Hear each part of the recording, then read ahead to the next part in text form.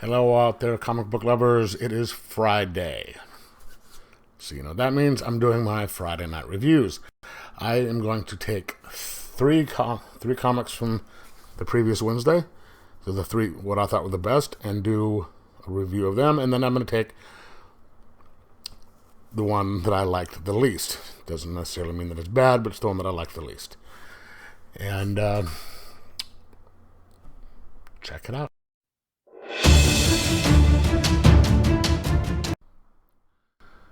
Next up,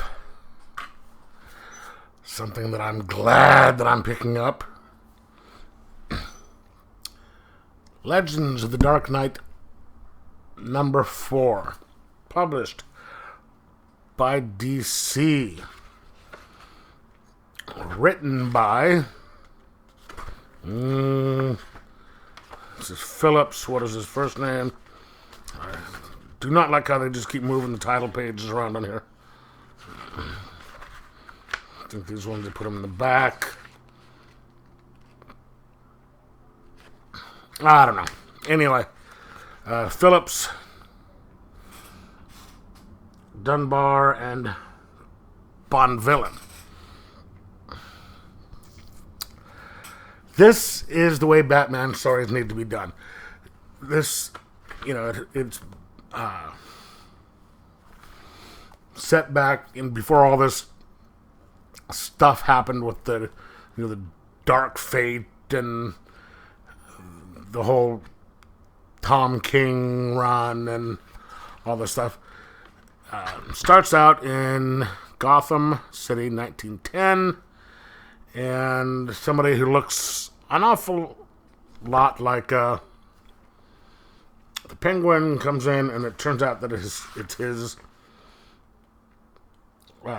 great-grandfather or something like that, and comes across a kind of a ghost. Boom. Now the Gotham City present, Alfred and Bruce are at a place all gigged up, and Bruce is being kind of a pain in the ass. Says, I don't think I need this junk. Turns out that it's a charity auction put on by the Wayne Foundation to raise money for charity. And Alfred is bidding on stuff, and Bruce is complaining about it. Alfred, being Alfred, just basically says, sit down, boy, I know what I'm doing. Doesn't quite put it that way, but Alfred knows how to put Bruce in check. Next up is a little box, and they want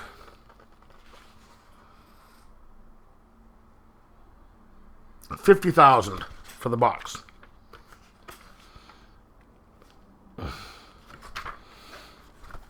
Penguin walks in and says 100. Starts it off at 100,000, and oh wait, no, they don't. I don't think they get a price out.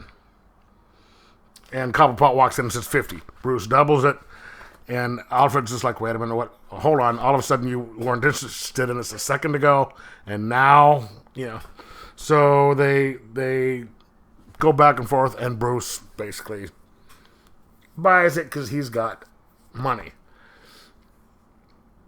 And then basically, when Alfred says, points out what was going on, he basically says the same thing back to Alfred that Alfred said to him a couple seconds before about, it is a Wayne charity, Wayne Foundation charity, and, they need our money.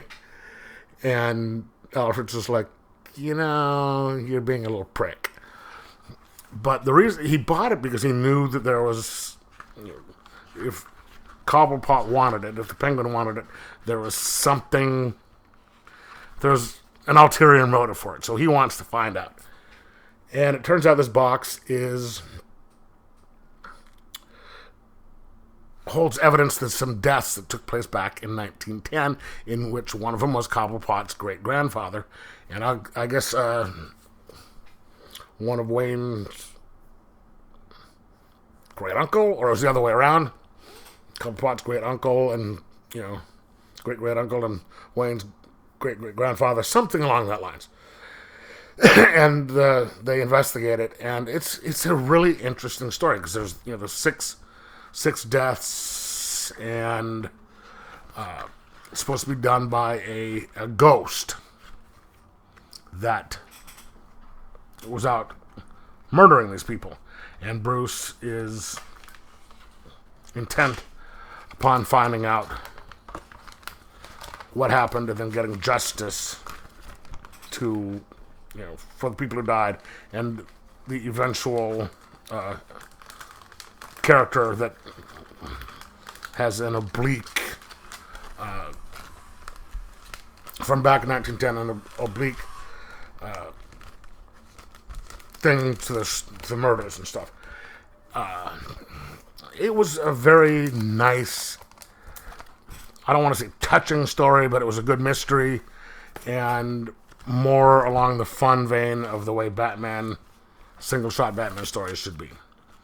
And it's nice to see the relationship between Alfred and Bruce done correctly.